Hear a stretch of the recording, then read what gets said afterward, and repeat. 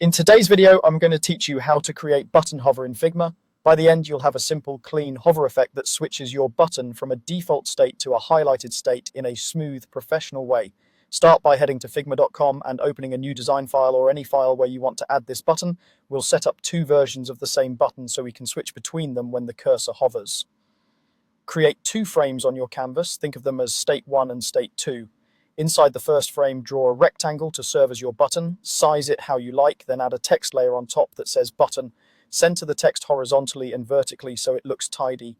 Now duplicate that entire setup into the second frame, so both frames have the same button in the same position. Keeping the size and position consistent will make the hover transition feel seamless.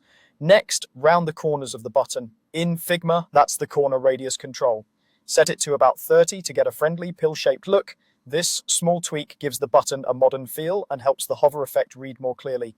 With the second frame's button selected, make it the highlighted version. Change the fill to your highlight color, something with good contrast against your background so it's unmistakably active. You can keep the label the same for clarity. At this point, frame 1 is your normal button and frame 2 is your hover button.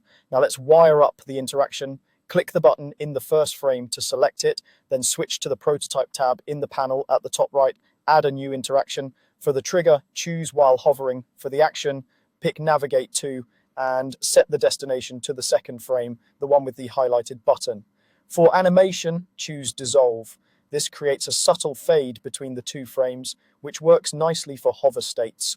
Default easing and duration usually look great, and because both buttons align perfectly, the effect will feel instant and polished. Time to test it. Click the preview or present button to open the prototype. Move your cursor over the button and you should see it transition to the highlighted state as you hover.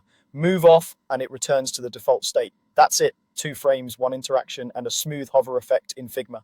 Keep your colors consistent, your elements aligned, and you'll get a clean, professional result every time.